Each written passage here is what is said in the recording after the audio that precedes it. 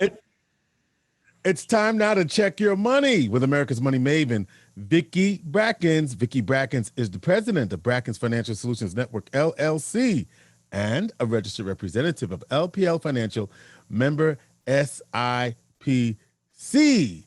Good morning, Vicki. Well, good morning to you, George, and happy 4th of July. Happy 4th of July to you as well. It's And Independence Day, right? it's already 4th of July. So for everybody who's out celebrating or if you have plans this afternoon, 2 words of caution. 1, we're still in a pandemic, so please remember your guidelines as far as social distancing based on the vaccination status of anybody that you are enjoying the 4th with. And 2, although it's a little bit better, it's still pretty hot out. Okay, and we've had, across the country, lots of concerns concerning the level of heat. So stay hydrated and pay attention to those elderly people, those older citizens around you, to make sure that they stay hydrated also. I got one question for you, Vicki. Yeah. Where's the cookout? Your frat brother has everything covered. I know that's right. I know that's right. I'm so glad that I'm related to him. Okay, because as far as the smoke is concerned, Dr. Fred is the person you want to see. All right, Doc, we got you. We got you. All right. Okay. So George, we started last week with a conversation at the end of the segment, really looking at some steps that I was encouraging individuals who either are recent graduates or approaching graduation in the next 12 months to start putting into place. One of them was that the need for actually practicing and making sure that they understand the interview process and how to conquer that interview process through repetitious practicing. And I said that you needed to find a mentor and your frankest friend to really practice with. Well, I want to continue that conversation this week by adding some additional elements. So I gave everyone a homework assignment, and that homework assignment was to find out exactly, first of all, how much you owe in student loan debt currently, and if you had another year going on your college career, to meet with your financial aid officer so that you would have an exact understanding of what your total indebtedness would be by the time you graduated. So I'm going to assume, because I know everybody really, really wanted to get that information, that everyone took care of that homework process, and talk about why getting the numbers, really knowing your numbers, is so important. Yeah. Because we have a strategy that, if employed or deployed, I do believe will help most people get out of debt in a much faster way than the typical structure that you have when you pay off your debts at the end of your college career. So George, here's the next step. Most people know or have an idea by the time they get ready for graduation what career path they are headed for. They've been preparing now for this for, 12, 16 years? Yeah. Okay, but the last 4 years very much concentrated into a particular discipline that they intend to follow at the time that they graduate. But have you actually stopped to look at what that type of career is expected to pay at the time, as far as salary is concerned, when you graduate? Yeah, you're talking about, I think about what you say, I'm thinking about your formula, right? Human capital plus, right? And there are projections for what careers will pay what sort of salary over time. Over time, okay. So yes, okay, there's a projection over time, but I also want to hone in on and ask you to look at what the typical, the benchmark standard beginning salary is for whatever that career path is. Because this is going to be our peg and or our pin in the calendar for measuring how we get out of student loan debt. So I'm going to make an assumption here. Let's say we had an average college student getting ready to graduate, and they were going to start their career somewhere between the $40,000 and $60,000 range. Let's use $40,000 in this case. based on a $40,000 starting salary, the net income, and here's where individuals make a mistake. They say, I'm making $40,000, so I can gear my expenses around $40,000. The answer is no. You can gear your expenses around your net income, because it's the net income that's your spendable cash. Mm-hmm. So let's assume that you $40,000 net income. I'm going to take a 20% tax rate, net income around $32,000. Yay, wonderful. Last month, I only had $3,000 because I was a student. So now I got $32,000. Wonderful, wonderful, wonderful. Let's go out and spend the money, right, George? Right. No. No, no, George. Well, I said right just because, but actually we mean no. Okay. Right. Here is the magic in your current status as a student to help you get out of debt even faster than you probably planned. You have what I would call legs, experience around how to live lean. Mm-hmm. And it's my Live Lean plan that I encourage for all students for the next 3 to 5 years coming out of college, that will now release you from, free you from that student loan debt in a much faster basis. So here's what I mean. You already probably have a roommate. You probably also are living with borrowed or secondhand furniture. You've learned how to have fun on a shoestring. Right. Continue to do that. So stop right now and look at what your current living expenses are and the current living conditions that you have. And as you are getting ready to launch your career, base your spending, your expenses on that formula of what you are living, how you are living now, and don't necessarily increase your standard of living as long as you're remaining safe. Don't increase your standard of living for the next 3 years. What that will do is this. If you are, for in our example, earning $32,000 on a net income, and let's say you had a $60,000 debt, I want you to, first of all, look at what your current expenses are. And when I look at an average college student, because they have a roommate and so forth, they're probably spending around $10,000, $12,000 a year. Mm-hmm. So that leaves about, in that formula, leaves about $20,000 of excess cash flow. And I'm telling you, take that excess cash flow, carve off enough for an emergency savings account. So let's make that 5,000. So Okay. now we have $15,000 left, and every nickel goes to that student loan. So if you had a 50, or let's say a $40,000 student loan debt, 3 years, it's done. It's done. Three 15s, $45,000. You're done. And now you are free. I love the saying, and as you know, I'm a Karen Hunter fan. I watch the show religiously. I really thank Evelyn Williams, there from Bethany, who encouraged me to watch this show. But she says, what does this do to free me?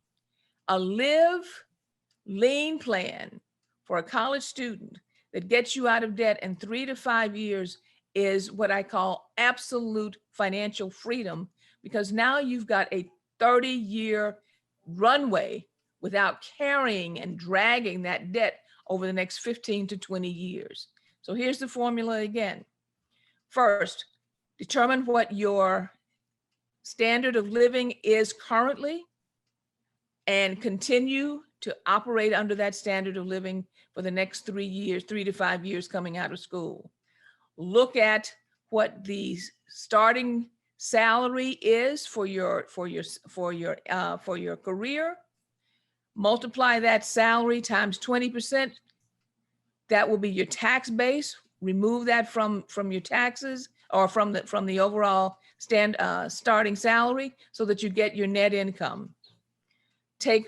Make sure that you're saving at least $5,000 a year from that net income for an emergency fund, and then use the rest of your free cash flow and plow it directly to the student loan debt, so that you're paying it off over a 3 to 5 year period.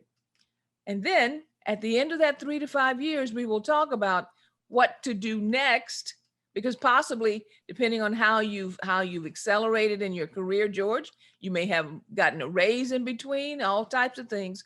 But we can now start stepping into all of those adulting areas that are so important, like buying homes and setting up college savings plans if you happen to have children, or how to set up your investment programs. But your number one goal out of school is to retire that debt as quickly as you possibly can. Now, I know there's one question that's going to come up in the background of this, so I'm going to address it right now.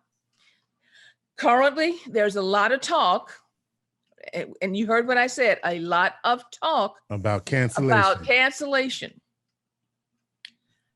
I did not hear cancellation 100% in anybody's talk. Right. So you're going to have some level of debt no matter what happens. No matter what happens. Two things I wanted to ask you about in this conversation, though, Vicki, is one, yes. You said live like a student. Most people, when they're in students, the housing is a different, it's either covered or it's part of the debt, however, right? So depending upon you live, that's going to be another thing to think about. And also transportation, depending upon you live. So if you're in like a bigger city, transportation, you could do public transportation, which is still an expense, but also you're talking about a motor vehicle, you're talking about insurance. Okay, most people don't. I said live like a student. Right. You're living like an adult. That's an adult who wants luxury and convenience. Right. Students have learned how to live lean. So public transportation, if you're in, as you said, in a bigger city, is the option that you want to choose. Yeah. Because if you're in a larger city and you have a car is not just a car note. It's the car, it's the insurance, it's the gas, and here's one of the biggest expenses. It's the parking. Oh, Lord. Yeah. In the bigger city, that is an expense that you do not want on your bottom line early on in your career or in your life. In fact, depending on where you're living, you may not want it at all, but let's just say early on in your life. If you're in a place like Syracuse, I'll use us. Right. Okay, transportation, depending on where you're living, is an issue. Right. So when you're looking at your expense level, we may need to incorporate a car, but I did not say you need to buy a new car. Right. And then you can get into whether leasing makes sense because the payments are lower, all that stuff. Yeah. Okay. But look at your current situation. Yes, you probably didn't need a vehicle every day because you were on campus. Right. But transportation lines do, when you're choosing your new living accommodation, which you do still want a roommate, if you're on a bus line, keep using the bus line for a year or two. Because if you're, depending on where you're working, if that is an option, choose that option rather than the car, because the car has multiple levels of expense. I got one more thing for you, Vicki. Okay, let's hear it. So, if I'm a young brother, I'm dating some sisters, and you trying to right? I can't show up with how am I gonna deal with that, Vicki? Because the brothers want to know that the sisters looking for a car, look for you to pull up in a car, right? So so as you, and now this is more difficult. Okay. About what I'm about to tell you. Come on. But as you are choosing the person that you were trying to date, right, also understand that value sets are important. Okay. Does she value, or does she value what you're trying to accomplish long term versus the immediate? Okay. So have the conversation. Listen, I'm gonna be is that still a word, balling? Okay, I'm still okay in 2 or 3 years, because I will not be in debt. And here's the reason why. Why don't you try and do the same thing? Right. And so what you're basically saying is, and by the way, you can, in today's economy, you can Uber around here and there, which is what a lot of people do. In fact, I know a friend of mine who lives in a bigger city, and they have access to public transportation. They Uber everywhere. Exactly. So that takes the pressure off somewhat because we have more options, including obviously taxis and all this kind of stuff. Thank so you. there's Okay. there's some options out here. There are some options, and I'm but- telling you to remain as creative as you did when you were in college. Right, 'Cause right. hey, you were still trying to date in college and you didn't have a car. I didn't. Okay. No. And I think Although I felt like I had a disadvantage because, you know. okay. Not you, George. No, I No, don't feel like that. Nah, I'm good. Okay. But I understand what you're saying, that the bottom line, keep the focus on the long-term independence, freedom strategy. Free yourself. In fact, I call it, you to steal it from Boyce Watkins, you can call it your Juneteenth strategy, if you will, right? Stole it from Boyce. Boyce, that's for you, bro. That's for you, boys. Okay, that is for sure. Okay, and we want to make sure we give the right credit there. Right. He has a thing, financial Juneteenth. So I just wanted to shout him out real quick. Exactly. But it's your kind of we're just basically saying, I'm calling you our live lean. Okay, in order to retire the debt, live lean. I didn't say starve. I said live lean. Live lean. You're already doing it. You know how to do it. You know how to clip coupons and do all the things necessary to still have entertainment, but do it on a much more or much leaner budget.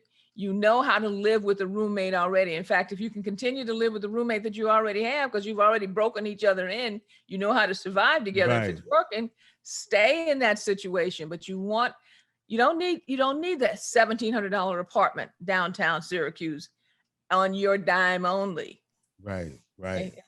And I'm not knocking apartments in downtown Syracuse. I'm knocking the fact that right now your objective is to get out of debt as quickly as you possibly can. What does this do? Every decision, what does this do to free me? Because you want to be free of that debt as soon as you possibly can. Well, George, listen, a couple of things I want to say before we close today. A couple of additional things. First of all, to everybody over the last 3, 6, 9 months, okay, that we've been on the air, thank you very much for watching. As you know, in the summer, I normally take a little vacation time. I'm going to do it again this year. So I'll see everybody again, okay, coming into mid-September when we'll be back on the air live. I know you've got some things planned for the summer while I'm away, and so I'm going to be listening myself, but I'll see everybody, okay, at the end of the summer. Secondly, we have a survey that's going to be posted on Inspiration for the Nation and on our YouTube channel and coming through some of our social media channels on what you believe, particularly if you're a graduating senior or somewhere between the ages, let's say, of 19 to 30. What do you believe concerning the financial services industry and opportunities that are available? I'd like to get some feedback from that age group as far as how in the financial services industry we should craft and build for additional career opportunities going forward. So if you see the survey, please it takes less than, I'd say, 6 minutes to do it. Please answer the survey, because you'll be helping us in some very strategic research that we're doing here locally on how to improve diversity and representation in the financial services industry. And finally, George, I want everyone who hasn't already start looking at your particular numbers as far as your net worth numbers. Remember, our formula is financial assets plus human capital equals total net worth. So I want you to start looking at your net worth statement over the summer and get prepared for what I would call our fire hose process for the end of the year for making sure that everything is in tip-top shape when we hit 20, can you believe it? 2022. Okay, don't shake your head. Yeah, 2022. Okay. So with that being said, George, I'll thank everyone again. Thank you. Have a wonderful summer. And our plate is closed. All right. Our plate is closed? Full. Not closed. Oh, what was I thinking about? Our plate is full. I'm ready for summer, baby. All right. Vicki Brackens is the president of Brackens Financial Solutions Network, LLC, and a registered representative of LPL Financial, member SIPC, America's Money Maven.